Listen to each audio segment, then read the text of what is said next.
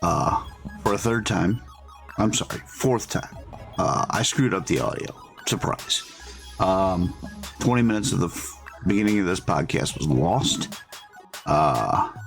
We ain't getting it back. But on the plus side, it was basically just Jordan rambling about how much of a Star Wars fan he is. I hope you guys enjoy. We have a guest star, and follow us on our socials. Yep, so we lost 10 minutes of audio there. Welcome to the podcast. All right, you know what? That's fine. Basically, we just touched on the Star Wars open world RPG kicks off.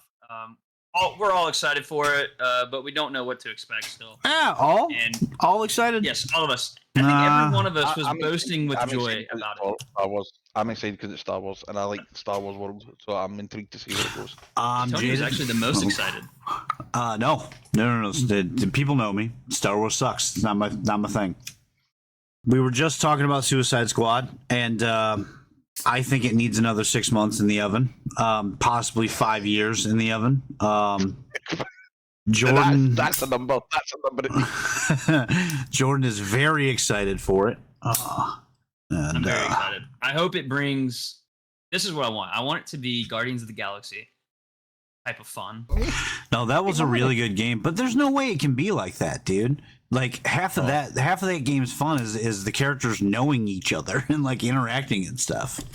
Like when you pop the fucking super and like he puts the headphones on and they fucking huddle up and talk shit to each other. Fucking that was gold. That's gold. Yeah. You ain't getting that I with fucking they pitched on that. Suicide Squad. Can you really say the Suicide Squad films boosted? Yeah, the second one was. You are doing yourself a disservice when you say that second Suicide Squad movie was not a banger. It was awesome. First Suicide Squad, not so much. I'll leave it. I'll leave it. Yeah. But we're not here for that. Put your guns down. Who directed that second Suicide Squad? Let's just because he's a good director doesn't mean that was a banger. All right. Wait, who directed it? Actually, it was Idris Elba. Are you really gonna say that was a bad movie? It was so good. I'm not saying it was a bad movie. I'm not saying it was bad. It was definitely better than the first one. Yeah, hands down. Well, I mean that's not like a feat. It's like saying a hamburger's better than a pile of poop. Well, it depends if you're talking to flies or if you're talking to people. Your favorite director was involved with this, Jordan. I did a pun on it. Put your guns down. Never mind. Move on. It's James Gunn. It's James Gunn. Oh, is it really? Yeah. No, he could make a bad movie. No.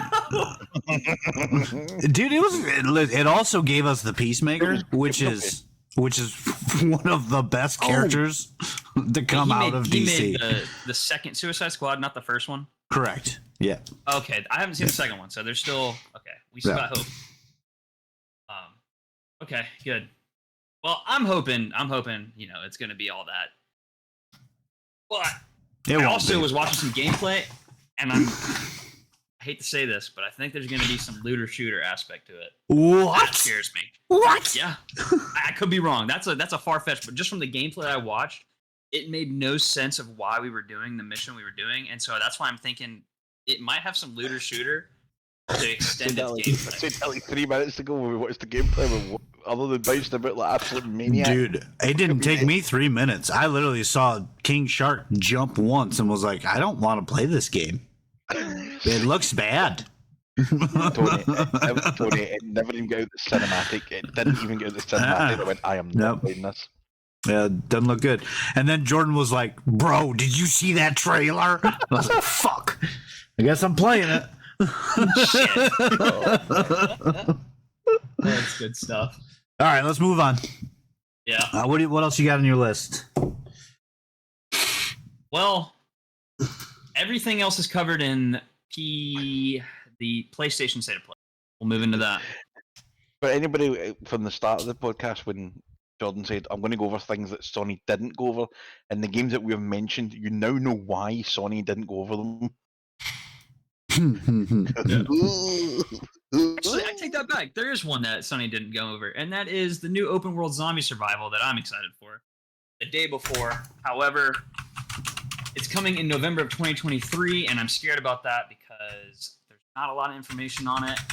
It's expected to be an MMO from the company Fantastic, which is a very smaller company that's developed maybe at max 4 games. Their most notable is Prop Night, and I'm sure none of you have heard about it, so that's Prop Night. Nah, that's a real thing. Yeah. Easily one of the most anticipated games 2023, just from Steam and YouTubers, everything. I love zombie survival games. Zombie survival games. November's that's a tricky month to come out in, depending on when you come out, because that's normally when your bangers drop. Yeah, big names. Survival, zombie survival games. Nate, when's the last time there was actually a successful zombie survival game? DayZ. Damn. That's like 3 years ago, wasn't it? Yeah. Was that World one, that Brad Pitt one? They brought a game out. Was that not quite successful? Oh, World War Z. Was that not quite good? That's more like a squad-based shooter than I'd say like a survival game. I mean, Scum has its. Scum's got a following, but I wouldn't call that successful. It was fun too. It was fun. I enjoyed it. The last one I can think of is 7 Days to Die. That was the last one that was like really successful, and nobody fucking touches it anymore. Yeah, Jordan, I say let the genre die.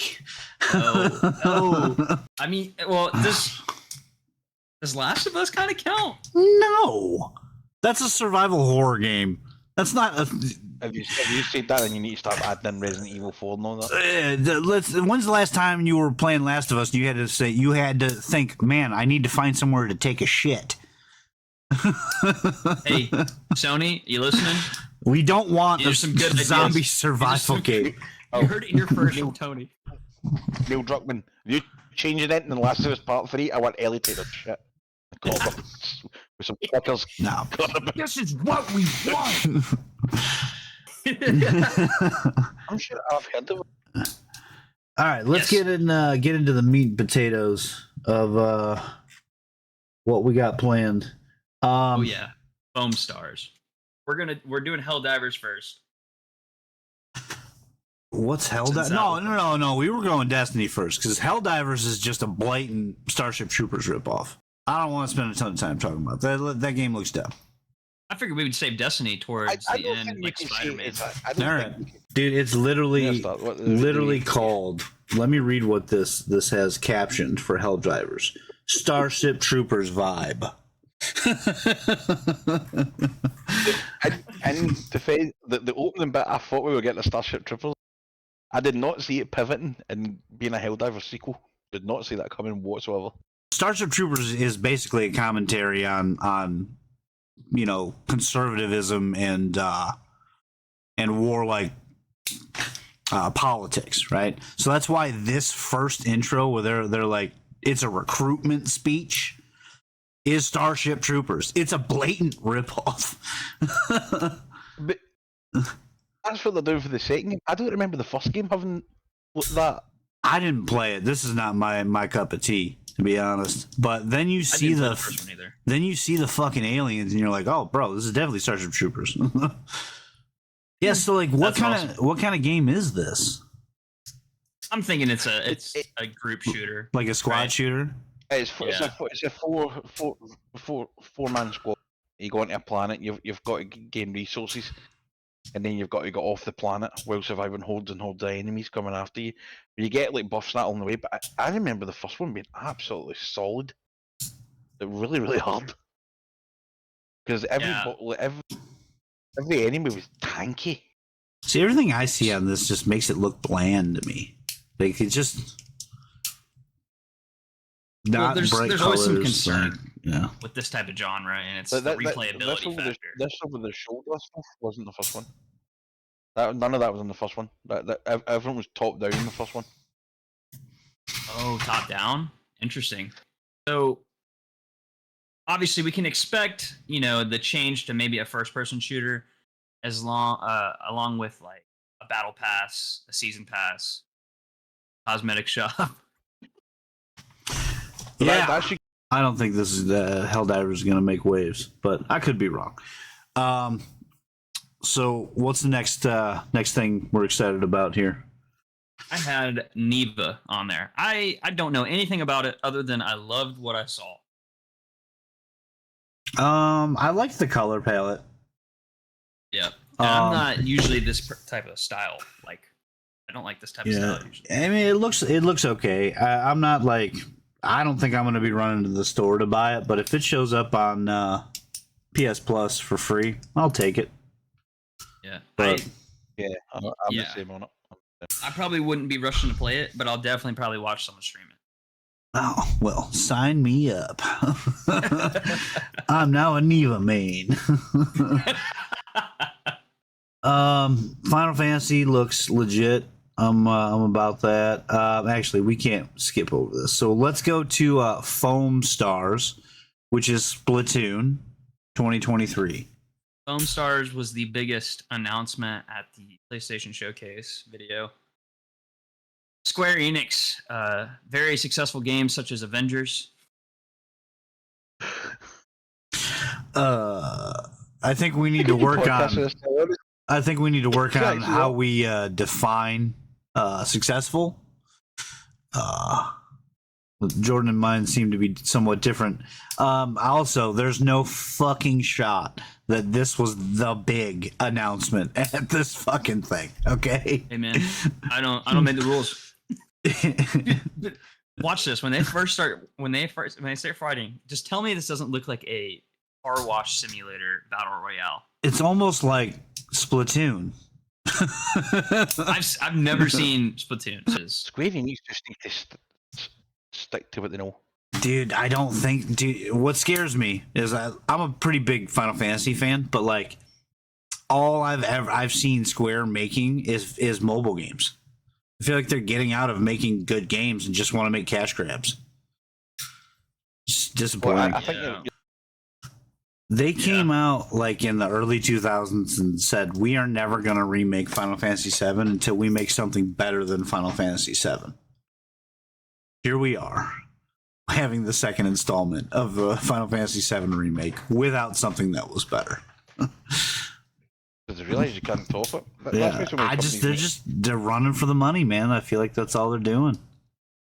I don't know how much you liked Metal Gear games, but Snake Eater's near and dear to my heart.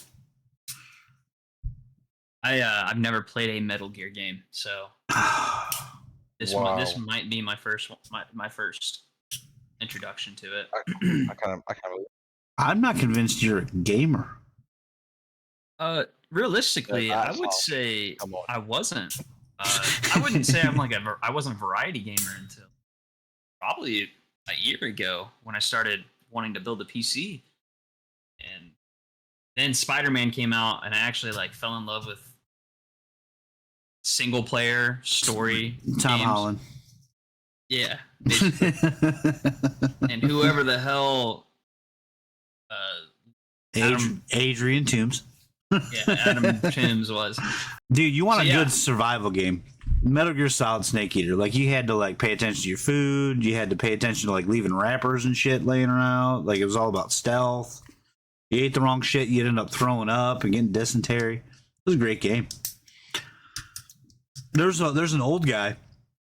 What was his name, Malcolm? It's like The Quiet or something like that. It was something bizarre. Yeah, I can't remember his name, but he was a sniper, right? And you can run around and out snipe him, or there's a bunch of different ways you can beat that encounter. But the coolest thing you could do was literally just wait for him to die of old age. There's two ways of killing this guy without actually killing him in the boss fight. There is a cutscene, and a few of the bosses that you fight in the game are there. Big bosses there, and the sniper's there in his wheelchair. If you switch to your sniper or shoot in a certain angle at the right point, you'll kill him, and you miss your whole entire fight with him. But you can also go in and change the settings on your PlayStation to make your PlayStation date 7 days later, and he dies old age. Those are two ways to killing that boss without doing one of the best boss fights in the game. It's amazing.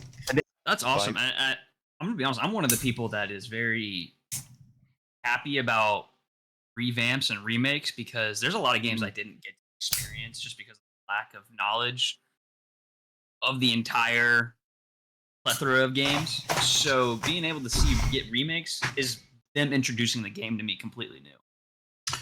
I'm excited. All right, so we gotta keep moving along here. Yeah, I can't wait to see your reaction on playing them. I It's, want to be they're there great when you're games. playing because you'll love it. The story alone. It's just amazing. No, hold on. So good. The story is batshit insane. It's mental. I'm not making this up. You got to play these games at least 8 times to understand what's happening. Okay. No. They're fucking insane. To find out who one character is, you need to play like 8 times. Mate, it's so good. Next game up is Final Fantasy. Now, I have seen quite a bit on this. I'm excited for it. I like the crystal stuff. Getting back to like the Final Fantasy IV vibe. I tend to go more towards like the cyberpunky stuff, like Final Fantasy 15 was, and like Final Fantasy 7 stuff. But this is going to be neat. I'm excited for it. I don't think there's much we can. Remember the trailer? It was Game of Thrones vibes. When you said about cyberpunk, I get Game of Thrones vibes for this. So yeah, this isn't cyberpunky. What I'm saying is like I prefer those Final Fantasies. This one's going to be heavy fantasy, just fantasy. Yeah. I want to get into Final Fantasy so bad. I just haven't taken that plunge yet.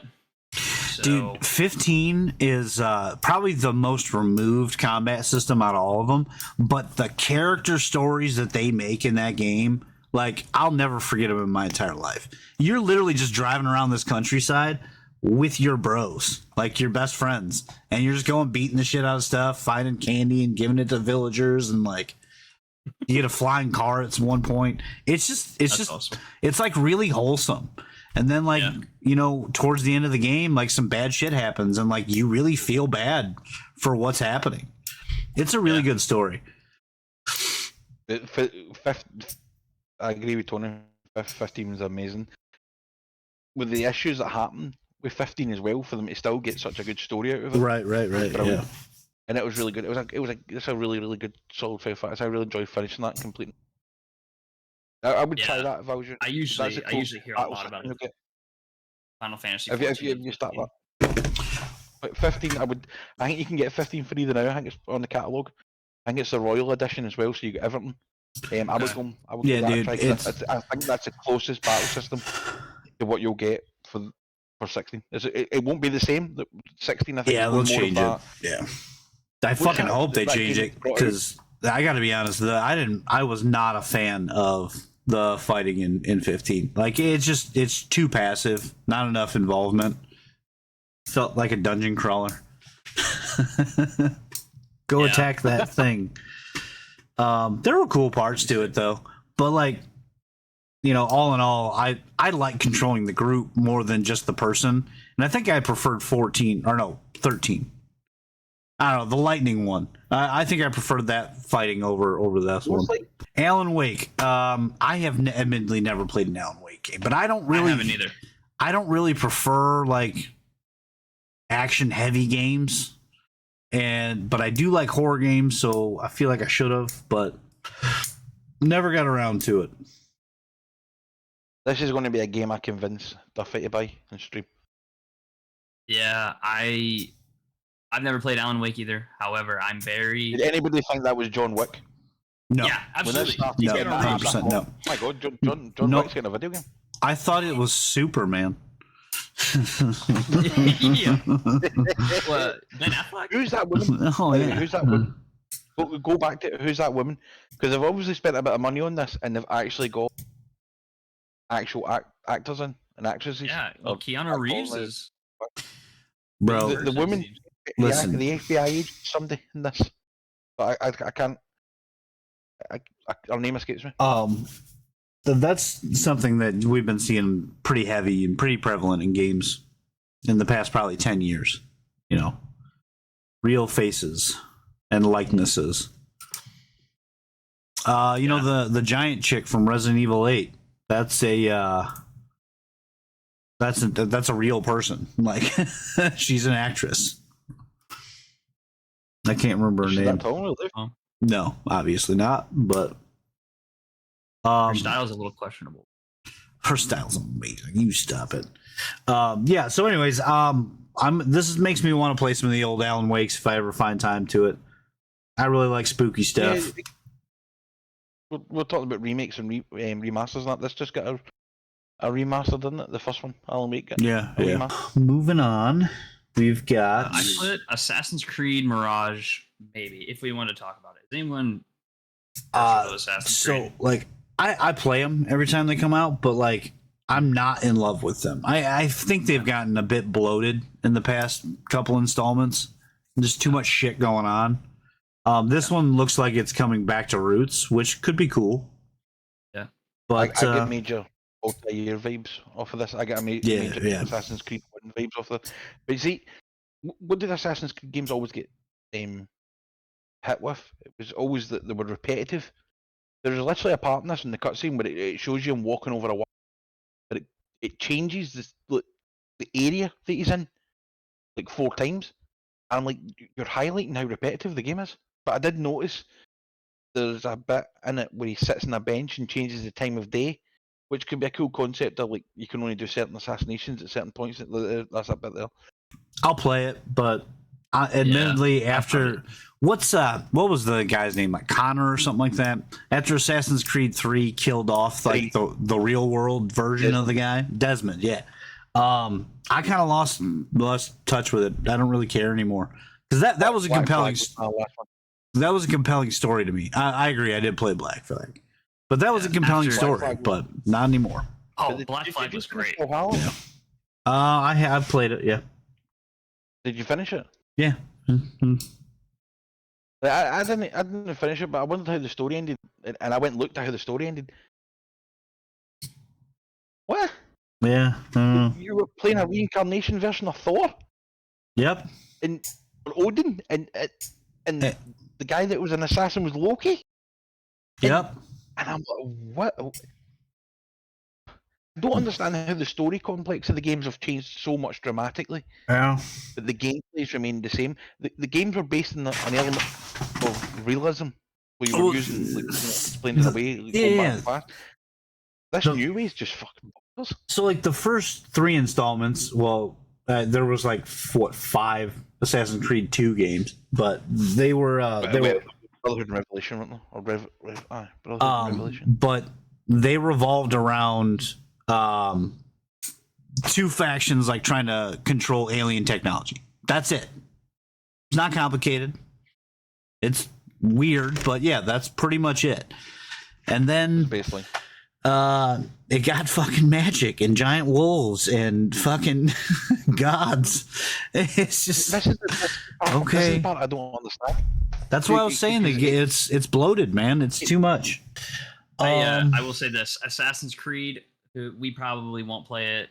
I mean, you will probably play it, but we won't like it. To move on, though, I'm just gonna. It could be good. It could be good, but I doubt it. It could be. Yeah.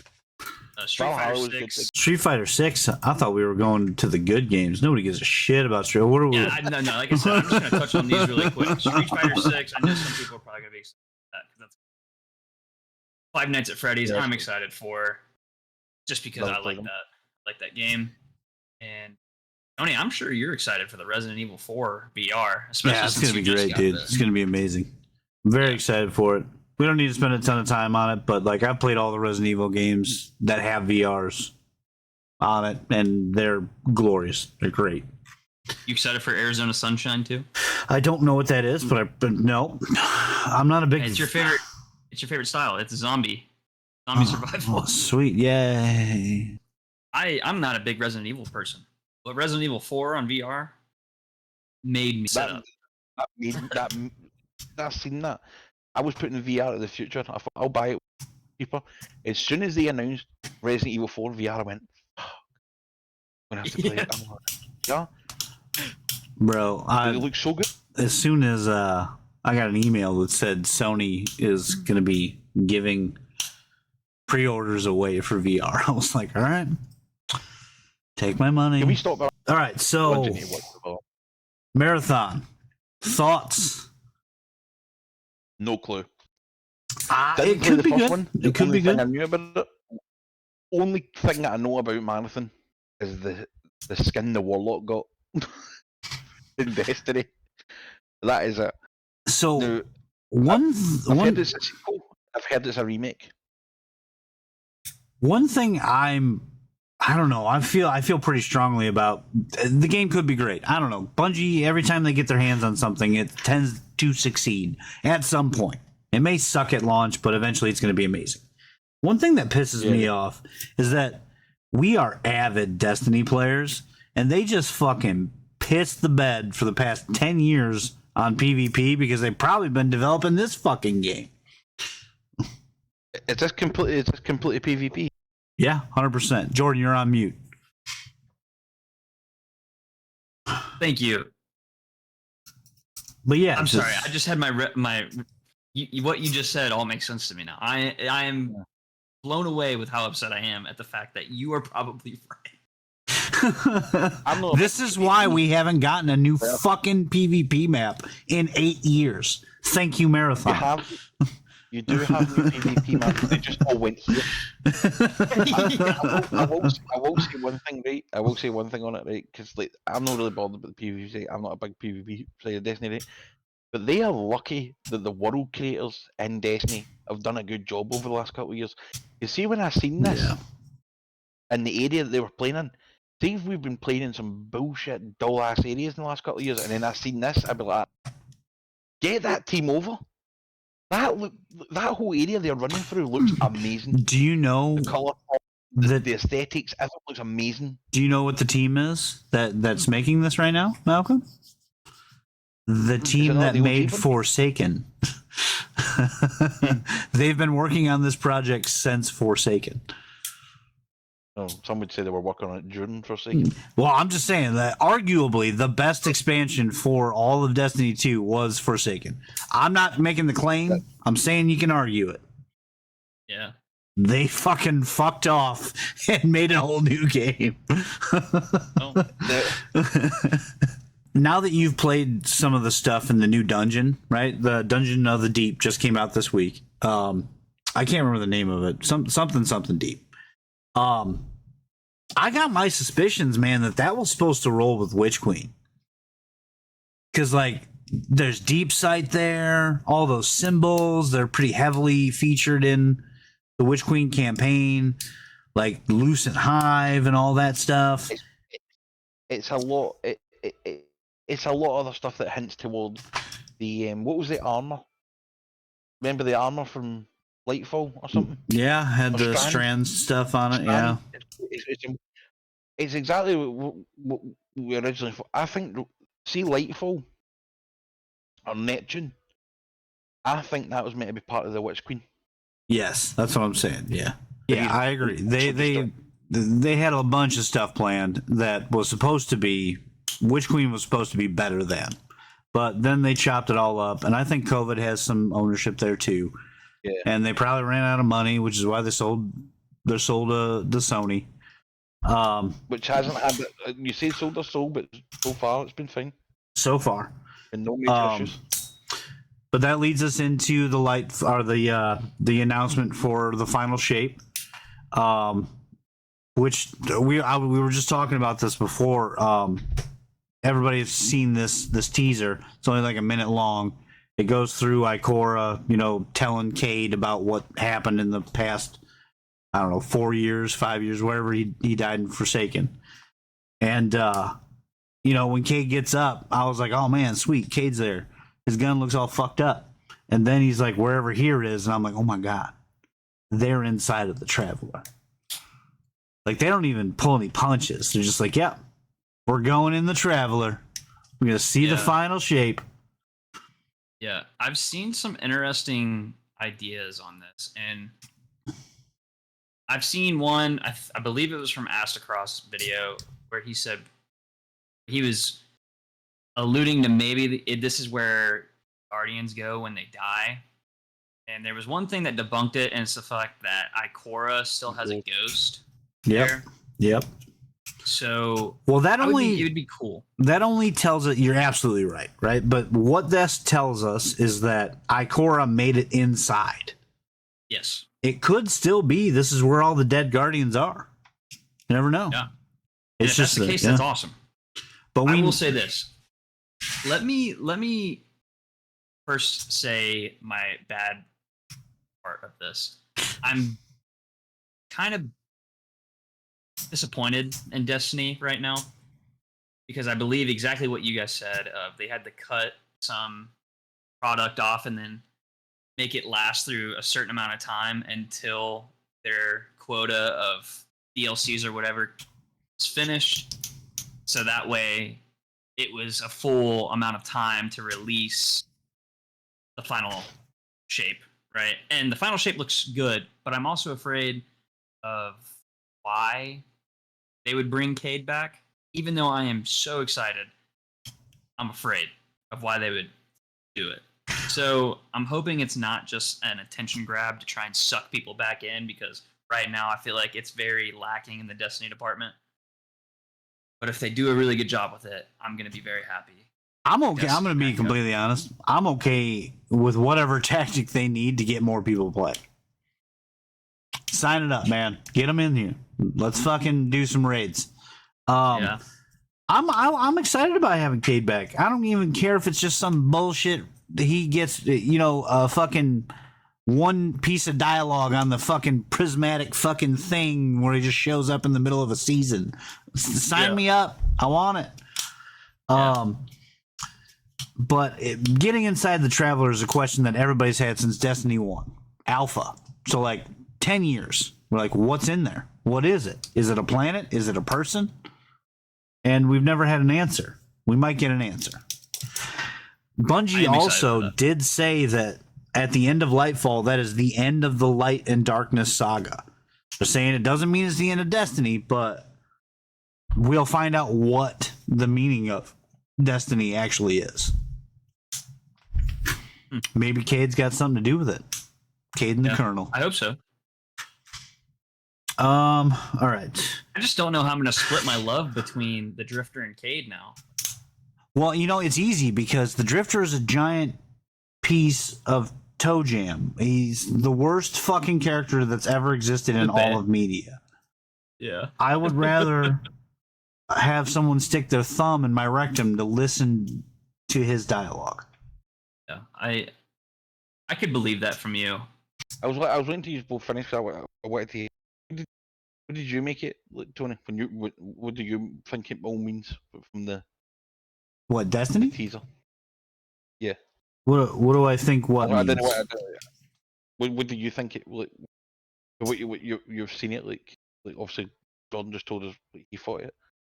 I was just wondering what you thought it. Or do you think that obviously that's what it is? That he's got something to do with the whole. I don't think so. No, I think this is going to be some kind of garden, right? Because they talk about the winnower and the gardener, right? And I think the Traveler is the gardener. When we thought that the darkness was the winnower, but it turns out that the witness may actually be the winnower, just using that force to destroy. So it could be that Cade is the vessel for the light, like the witnesses. That'd be cool. Yeah. That'd probably be a good reason for all these cracks and stuff showing up in his gun, right? And in his eyes, you can see the light emanating out of it. Maybe that has something to do with it. Maybe. Yeah. Maybe. A lot of people say I was getting why did they announce stuff? I think that they had to on the basis of they majorly realise now how much they fucked up with Lightfall, and that's why they're bringing out that quest with the hand cannon. It's going to give you a lot of information on what the veil is. This here as well is an indication of when my biggest complaint about Lightfall was I don't care that the witnesses went into Traveler. He's gone. Why do I care? What? And we'll go like, Yeah, oh, they we didn't need give to you an go in. investment. They didn't give Yeah, enough but investment, right? why? Yeah. I don't want to go in. I don't need to, but this gives you a reason. So This gives you a reason to go in. what I think where the misstep had occurred, and I could be wrong, but where I think it occurred with Lightfall was that they have all this story stuff planned throughout the seasons, and they want to have it all linked together, and they have all this DLC that they have to drip feed to us, right? So if it was like the Taken King, they would have just dropped it all right at one go. But now they do this drip feed method, where like we had to wait 11 weeks to figure out what the fuck the Veil was. You know what I'm saying? Like the story's here. We just got to wait another fucking 6 weeks to figure out what it is. And I think that's kind of a misstep. Like, we as consumers are tired of it at this point. I'm cool with a weekly story, and I want it to all be connected too, but like, tell a good story. You need a beginning, middle, and end every season, not a whole year of it. If the story was this, we'll bring this gun out that it tells you what the Veil is and we'll announce Cade, that needs to get done within the Lightfall DLC. Like if well, that's what I'm saying. If I think it's going to, I'll put a large sum of money. It will, but it's not going to be all at once, and I think it's bad because of it. I agree, but this is what I'm saying is for that to work. See, like the witness opened that portal and they went in and they went, well, he's away inside, right? Okay, but a message got out. What message? And then it was a dialogue, Cade, and it came from inside the Traveler. Then all of a sudden you're like, oh, and that gives you a purpose and a reason because we need to get in there. Dude, there's even like subtle things they could do that would be like, just have Ikora not be standing there for 2 days. Like where the fuck is Ikora? What's going on? The fucking internet will blow up. And then you just see like, we received a transmission from Cade inside the Traveler. And then don't talk about it for 6 months. Yeah, we go crazy. The shuttle opens and you're like, have you guys been standing there the whole time we've been in Neptune? That's been cut up. Yeah. I think somebody needs to go back and look at that and go, we've cut that up wrong. But I generally, the thing that makes me excited between now, what we've seen from the opening of the season, at the deep with that Titan that tried to get in, obviously like half carbon dioxide melded into something. We're obviously going to get between now and probably the last DLC bit of the season, and then the last DLC bit of the season is probably going to be us trying to get into the Traveler to get Ikora back. So between now and then, Ikora somehow gets into the Traveler, and then it becomes our mission to try and get in and get after. The thing with Cade is, what I'm not saying he's definitely back, is because, like Tony said, cracks in the gun, the lights behind the eyes, he's got no ghost floating around about him. Yeah. So is he still alive? And it's just he's got one life and that's it. And does he get another ghost when he's out? Yeah, maybe it's the inverse. Yeah, maybe it's the inverse of the nightmares, right? Like those show up, and this is just a light version of it. Maybe this could be. I know another big question was when that happened. What happens to the Traveler? And like a lot of people were like, "Well, is the Traveler just dead?" But from this trailer, I don't get the feeling of death inside the Traveler. It actually looks like a heaven, right? No, it looks like a garden. Yeah, well, I'm telling you, that's gonna come up. Probably, yeah. All right, well, is in there. He's not destroyed the place. Yes, and that makes me question. Then what was the point? What was the point of the witness going in there? And that's what I'm excited to find out too. Yeah, so. There's something in there that he's going to claim, but he's not went in there and absolutely laid waste to the place. All right, so we got to get moving on. The next big thing, very excited for. Very excited for.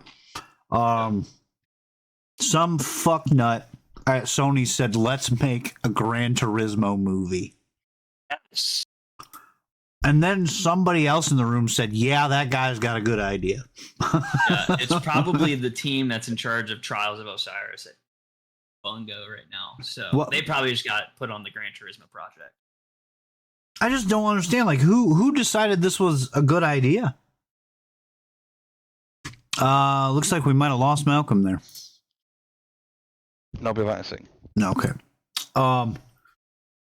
Yeah, so Gran Turismo is about a fucking video game enthusiast who won a online tournament and becomes a real race car driver. Now let me just paint this picture for you, right? I'm not an amazing, like, say, first person shooter player, but I can hold my own. Do you think that those skills are going to translate to me being on SEAL Team 6? Yes. Absolutely. Why the fuck? Just because you win a driving simulator, does that mean you're a good fucking driver? Yeah, well, I have actual intel. Just because I have my ties with the government, your contract is waiting for you to go flawless in trial. That explains why everybody's trying to prevent me from going flawless. Yeah. This is the dumbest shit ever. Nobody asked for this movie. Why is it getting made? I just don't understand. Like, we are not filmmaking executives. I don't have any background in anything entertainment, but I can tell you that movie is not going to meet expectations. No, absolutely not. And it doesn't matter who's in it. It doesn't matter how great of an actor they are. It doesn't matter how great the story is. Nobody's going to fucking see that movie because nobody asked you to make it. Absolutely. Oh, it's so aggravating. Yeah, Sony, just stick to making Spider-Man stuff, please. Just make us all happy. Just focus 100% of your attention into Spider-Man, and everything will be okay. I'm okay with, like... So, yes. Are you not looking forward to the Gran Turismo movie? I'm honestly astounded that anyone is.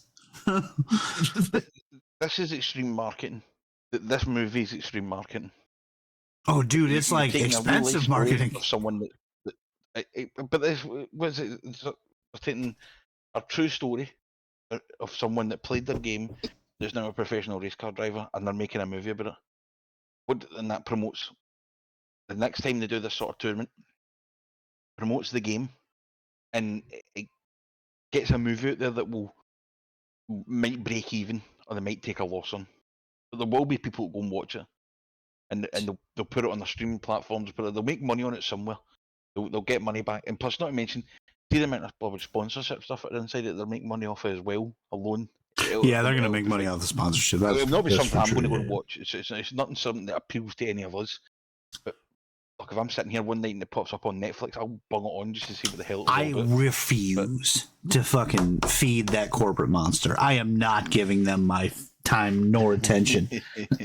Fuck the Gran Turismo movie. I like cars. I like cars. I like fast cars. I'll watch it. You know what I mean, I've watched all Fast and Furious movies. I can watch a Gran Turismo film. Yeah, and admittedly, I haven't watched. Watch it, Grant. I haven't watched a Fast and the Furious movie in a very long time either. That moves us into the fucking highlight of the show. Yes. Black Suit Spider-Man. That's going to be cool. When this trailer started, did you go, oh, what bullshit game is this with this generic henchman walking through the swamps? I was like, this game looks terrible. And the next minute, this guy appears behind him, and I went, kind of looks like Craven. A little bit like Craven. It's Craven. And I sat up, and I went, here we go. Yeah, I was getting strong Suicide Squad vibes. I was like, oh no. I was waiting for the guy just to jump randomly to get. Some things I notice about this trailer. It's so you mentioned once upon a time, Tony, that they made a comic series about Venom, where they realized that the symbiote wasn't corrupting Eddie; it was Eddie corrupting the symbiote. Yes. Yeah. I don't know how canon that lays in. Oh, it's canon. But it's okay, so it's for yeah, sure. So yeah. Did you get the same vibe that Peter Parker seemed more kind of like an ass in this trailer? This isn't canon, but well, to be honest, I've only watched the trailer without sound, so I need to sit down and like actually dissect it. Okay. I get what you're meaning because of the comments he makes throughout the gameplay bit of the trailer. But I don't. This is Insomniac's Spider-Man story, so it's taking things from Spider-Man. But I don't think you can count it as canon because obviously they fucking killed Aunt May. Yeah. So Do you know what I mean? Like, Yeah. The Venom suit, it's kind of like how do I put this? It kind of like has this charge that it always has of like negative emotion, and like it doesn't ever get rid of it. So it has to like go through this cleansing ceremony to get rid of all this psychotic energy, and it just kept building up and building up when Spider-Man had it on, and ended up hating him because Peter Parker rejected it.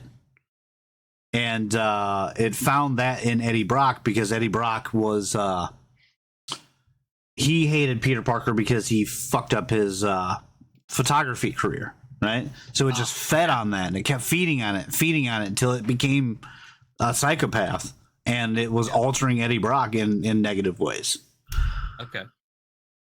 Then they go and take it out, and they then what's his name loses his legs. Flash Thompson loses his legs. He becomes Venom, and then finally they take the suit back and get it cleansed, and then Eddie Brock gets it again.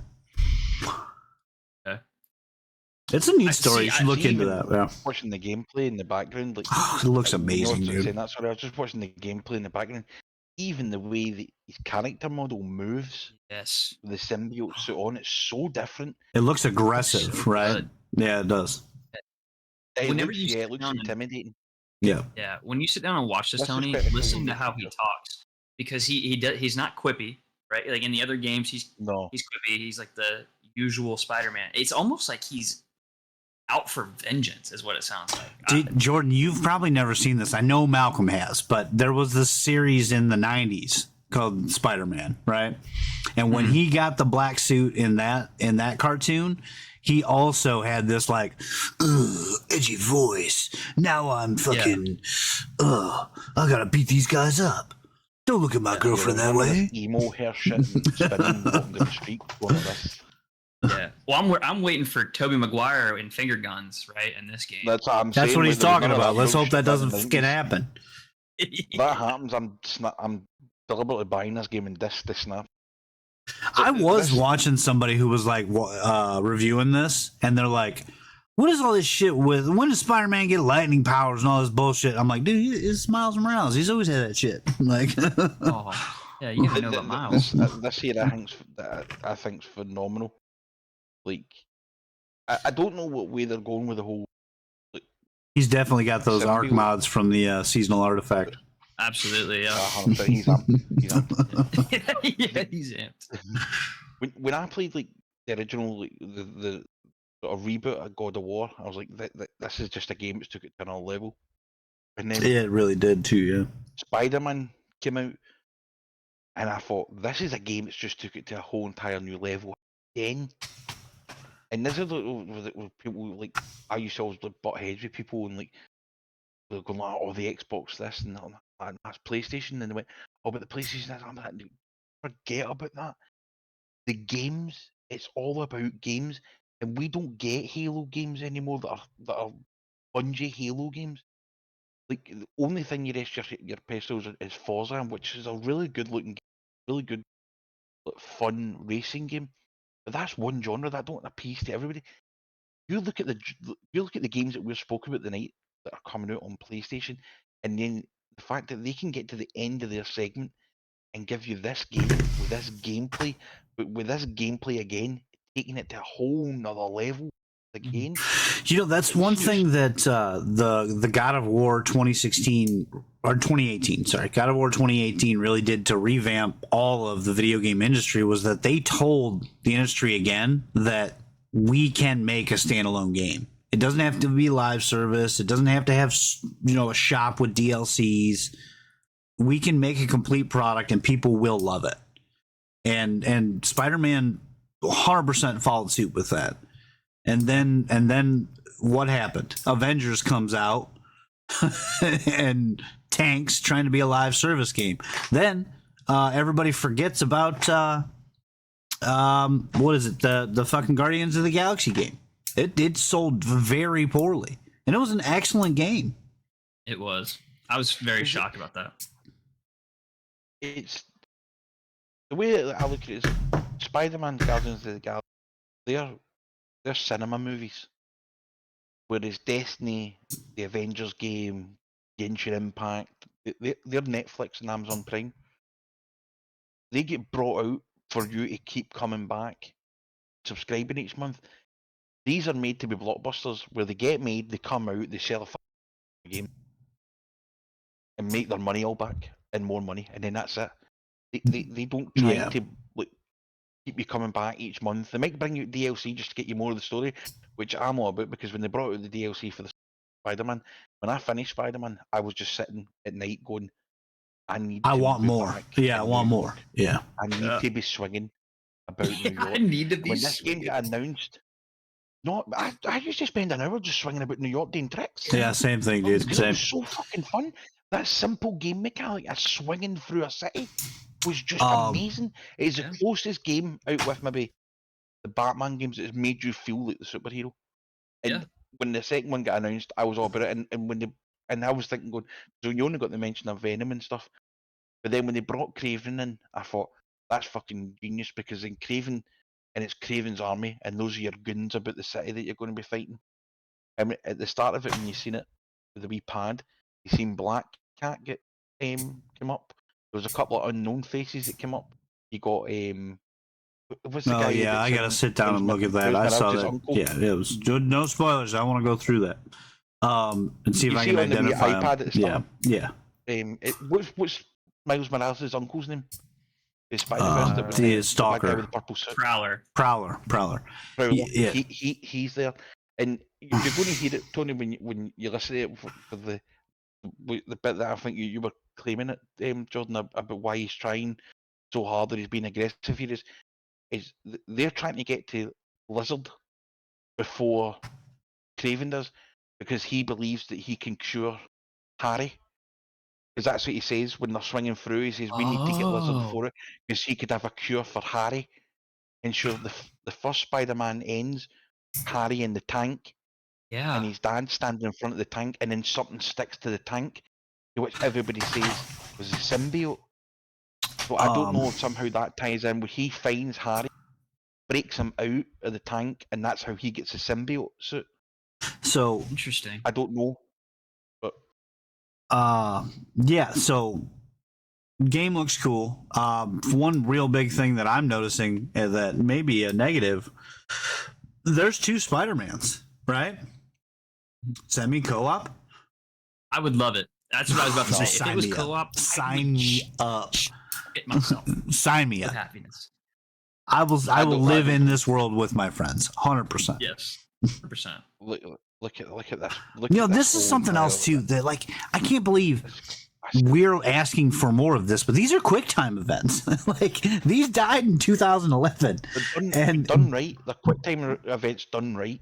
Yes. That's the thing. These are done right. This whole gameplay. Yeah, this is pretty cool looking. Phenomenal. Yeah. Well, I think it's characteristic to the Spider-Man, right? Like it truly makes you feel like you have Spidey sense. And look at this. Look at I know there's a delay from what. Yeah, it's cool. Yeah. Just fucking turn it down all the way through this bit, and you're full speed next to symbiote Spider-Man chasing them. This looks fucking epic. Yeah. Now here's my question: what do we think happens to Peter Parker after this game? Because he becomes the motivation for Miles Morales to continue being Spider-Man. How do you think that happens? I don't think they will. I think this is going to be a long game. I think this is going to be a very long game because remember when they showed you the sort of opening teaser of this, he was fighting in his regular suit with Miles and they were fighting unidentified, but then Venom comes out of the alleyway. So I think this is kind of still early game with the suit because the reason I'm saying still early game is I'm pretty sure Miles mentions the suit. This is a new look or something. Yeah, new threads, which I thought was brilliant. You get some new threads, but I'm thinking this is still early game. Yes, it is. Yeah, and then you get maybe about halfway through the game, you get this, and that's when Venom Eddie Brock probably gets brought in. Yeah. And that's Well- but like Spider-Man 1, I don't think it'll be a midway twist or something they'll do again. Because remember, it was like all of a sudden, boom, Doc, the main baddie, and you got to Yeah. fight Sinister Six, and that's how it ended. Yeah. I think it'll be like So majority of the game you fought Mr. Negative was the main guy. very, I don't see them kill him. very excited for this game. Very cool. I think that's probably a good spot to wrap it up too. We're way over on this episode, so I got a lot of editing to do. Final thoughts. I think the Sony handheld looks dumb. I don't care about it, and I can do whatever it's going to do on my phone just as easily as buying that. So I probably won't buy it. Highlight number 1: Destiny Final Shape looks amazing. Spider-Man looks amazing. Metal Gear Solid 3, sign me up. I already bought my PSVR, so you know I'm getting the RE4. Jordan, what about you? Foam Stars, absolutely. We'll be playing that. We'll make Tony to play it.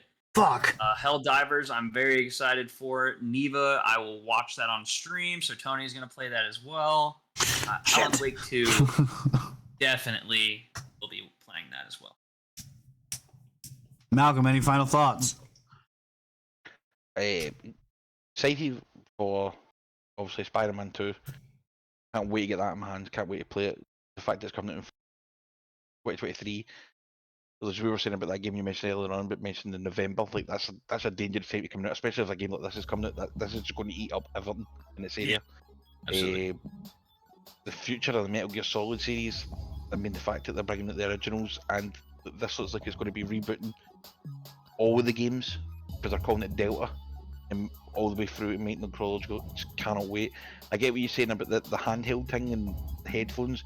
There's obviously a market out there. That's why they're bringing it forward. It does look quite cool, but if it's something that doesn't get taken out of the house, it just can get used in another room, I don't really see the point in it.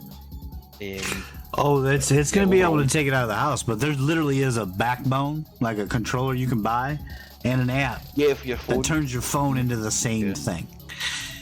But that's what I'm saying. There must be some sort of market out there for it. Is why they're looking at it. But I see how it does. I thought they would have made another PSP by this point, but obviously not. Overall, like, Headphones, probably we'll see. I might get the headphones. That sounds cool.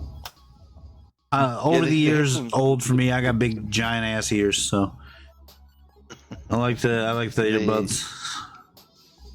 I also think it's a good thing that they brought out this showcase after like E3 getting announced. That you can see that with this showcase, you can still get delivered like really, really good, like fun, exciting games and that. And I think it's a bit weird as well. Like, Nintendo don't have anything coming up near the Xbox or anything. I think that's maybe because they don't really have anything. Yeah, Sony's the only one who's pumping out these kind of things. I see stuff come out for Xbox from time to time, but Nintendo's super tight-lipped about their stuff. They're like the Apple of video games. Yeah. If you said like what's coming in 10 years or what's coming from Sony, you've got a list. If you say what's coming from Xbox or Nintendo, Starfield's the only thing. We'll see. All right. Signing out. Again, find Before you me. sign out, Go ahead, Jordan. all right. What's next week's topic? Fuck, what is it? We're back on movies, right?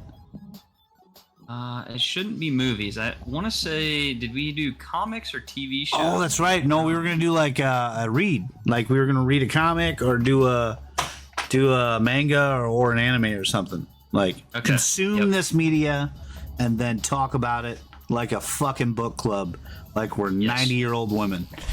Yeah, I love it. My What Hero do you Academia. Probably gonna watch it all. Bro, I will Gonna watch it bawl next week. like a goddamn child if we're watching My Hero Academia. I cannot watch the first fucking episode. I can't watch the first 10 episodes without bawling like a child. It's so good. It hits me in my core. Yes. So I was going to say, if anyone wants to put in some recommendations for that episode next week, you know where to do them. Socials. Why don't we do recommendations for the following? Because by the time they talk to us, it's going to be time for the episode. That's true. And then the episode after that will be cinema, so movies, TV shows. Yeah. And it's going to follow that pattern. Change that. So just keep in mind any future games, cinema, TV shows, anything you guys want us to review. Yeah, find us on our socials. I'm PrimeTony112 on all social media platforms, and send any requests, either DM or tweet them at me with the hashtag 2idiots1podcast. Jordan, anything you want to add?